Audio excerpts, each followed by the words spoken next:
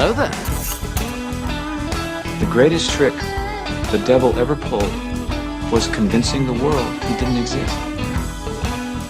I said it before and I'll say it again. Life moves pretty fast. You don't stop and look around once in a while, you could miss it. Keep the change, you filthy animal. Good morning, Vietnam!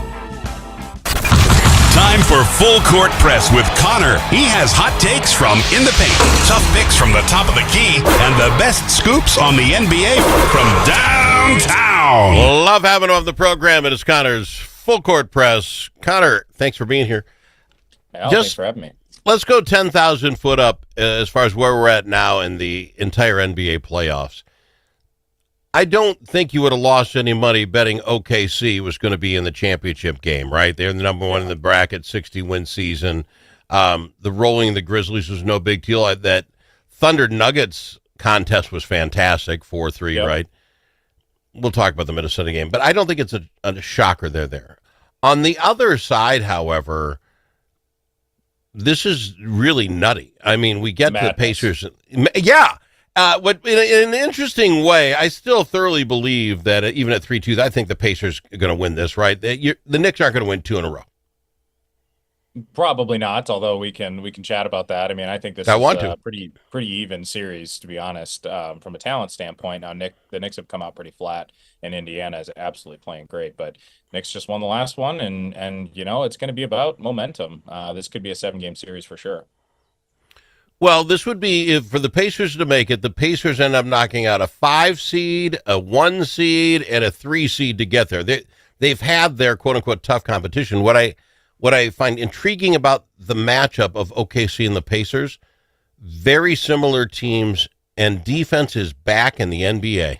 Mm-hmm. Both those teams are about making sure the other guys have every shot they take is contested and rebounds. I love defensive basketball. I think that's the way the game's going. Yeah, it's interesting to see how often the trends have changed in the NBA. You know, it wasn't long ago, and there's a little bit of this still where teams were shooting 63s a game, which is a pretty recent, change from the 2000s, mid-2000s, where power forwards and centers were sort of your scoring piece. Obviously, Michael Jordan, the shooting guard era in the 90s and late 80s. And now we're kind of twisting back away from sort of the passing and shooting threes in a large way in the successful teams. And it's back to a lot of isolation ball and pick and roll, which is kind of what it was when Kobe was really good, and Shaq and Kobe and, Nowitzki and these kinds of things. So it's interesting how quickly trends change in the NBA. It's tough to keep up with. Well, no, but it keeps it interesting. And back to, I'm going to get OKC here. They have 12 guys, as far as I can tell, that even coming off the bench, if you're not hustling and in the right spots, when they spots, it's this guy dribbles left, make sure he goes to the right. They do that. Somebody's in every gap. We had massive amounts of Timberwolves of turnovers. But to be quite frank, with a regular team, that's cut in half. Those guys just knew where the ball was going, was there. To me, it's fascinating basketball. And the SGA, fine, he's a good ball player. I got no problem with that. I watched, and of course I'm waiting for everybody to whine about all the fouls. The Thunder beating us had nothing to do with the referees. No. And it really did in all series. I mean, you got to hang your hat on something. How about you're playing the best team in the league all year? And a team that you really aren't as good as. Like that, I don't, it's silly to say, oh, well, the stripes and all, because the NBA's conspiracy is let's get the smallest market team in the whole league into the finals. Like, okay, the Thunder and the Pacers are going to be the least watched, I mean, they're going to have, you'd much rather have the Knicks and, frankly, the Lakers. Like, if you're going to screw Minnesota, you should have done it in the first round. Like, you watch any of this Knicks coverage, Knicks and Pacers, this is funny. Well, with the Celtics, even because, of course, Boston and New York. Mm-hmm. But the announcers themselves, not necessarily the play-by-play guys, but the TNT guys or whatever, when they're sitting there at halftime, they are begging to spend half their time in New York City. They don't want to go to Indianapolis, then fly to OKC, and then fly back to Indianapolis. These people want the Knicks bad. Yeah. Yeah, I mean, I get it. I mean, it's the most classic trope of a sports fan ever. Well, the refs always are against my team. The refs are never wrong when it's against the other team, and it's boring to me. But it's obviously not the case. This is not going to be a moneymaker for the NBA. Literally, I'm thinking through the league just really quick. I think OKC is literally the smallest market team, Oklahoma City, of any team. So, and the Pacers have got to be pretty close to second or third. They're definitely bottom five size of, fan base probably. So anyway, that's neither here nor there, but I think the conspiracy is silly. The Minnesota was just outmatched. I mean, we're going to talk about how to bust that up. I want to finish the Knicks Pacers if we can. Your thoughts on, and maybe that goes with both, Cat in New York. That fit works. Very seldom do you, in my opinion, do you ever say the trade worked for both teams? Yeah. I'm telling you, I think it did. I don't think the Knicks are upset at all about getting Cat. Cat had a half a game last night. Yeah, we've talked about this before on the program, but basically, I stand by what I said when the trade got made, and I think it turned out to be true. Cat is still who Cat was. The only difference is he doesn't have to pretend that he's got what it takes to be the number one guy. Because to be honest, we weren't good when he was the only, he was the best player on our team. Ant came along and there was this subtle tension of, well, it's Cat's team. He was, one overall and, and he's been here, but really Ant's better and he's one overall and he's clearly ascending, and this weird tension. And Cat went to a much bigger market in New York and was clearly not in charge of anything, and he can just do his thing. And I'm happy that it's worked out for him. I do think the trade was good for both. I also think that the Timberwolves obviously had plenty of success this season. I said they'd take a step back, and they did until they made it to the Western Conference Finals again. So, well, and again, we'll cover that on the other side. I really want to beat up on the Timberwolves for a second. But does Therese Halliburton, I'm sorry, again, I'm a big Indiana guy. I don't follow long enough. Is he that guy? Is he always been that guy? Did I not know who Therese Halliburton was? If I've got a game, I want to give him the ball. Shoot the ball. He's going to make the shot. He's had some of those moments. Obviously, this last game against the Knicks didn't make any shots. So it comes in and out. I would say, Halliburton is probably a tier 3 star in the NBA. I mean, you've got 2 or 3 guys in tier 1, probably 10 guys in tier 2. And I would say Ant is probably in that tier 2. SGA is in that tier 2. And then you've got Halliburton, who's just a really good player and certainly having a great playoffs and leading the team well. I think Pascal Siakam, probably in that top 3 tier, but he's a good player. Was a good player in Toronto, had the potential to become a really good player. Never really happened. But again, really good second fiddle. They play well together. I think Miles Turner has been underrated for a long time, just from a big man standpoint. Now, watching some of these games, I'm like, why are you the one shooting the threes constantly? Why did you get 2 offensive rebounds and you just shot 3 threes and bricked all of them? So there's some of that with Miles, I think, has been something in his career for a while. But I just think that they're well-rounded. I also, by the way, seeing Obi Toppin, who was a Knick, and I think a pretty good NCAA player and then kind of okay after he got drafted, have some big moments playing down the stretch. Like, there's just several players that I think are having a little bit of their, what do you call that, twilight or, good chemistry in the right system. That's fair enough. Let's go to break. We'll talk about the other side, our side, and how that's going right after this with the NBA guy. We got him. Connor's Full Court Press. All the special interests are represented in St. Paul. But who speaks for you? Center of the American Experiment does. Our policy fellows dig into the tough issues that matter to you and offer common sense solutions on education, taxes, crime, and energy. American Experiment is the trusted, nonpartisan voice of Minnesotans like you. We are working every day to make Minnesota a better, safer, more prosperous place. We are American Experiment. Go to americanexperiment.org to learn more. Achieving your financial goals requires individual planning and a comprehensive approach. At Midwest Money Management, our mission is to provide you with the knowledge, tools, and confidence to feel comfortable financially today and secure about tomorrow. Learn more at MidwestMoneyManagement.com. That's MidwestMoneyManagement.com. Securities offered through JW Cole Financial Inc., member FINRA and SIPC. Advisory services offered through JW Cole Advisors Inc., Midwest Money Management, and JW Cole Financial Inc. and JW Cole Advisors Inc. are unaffiliated entities.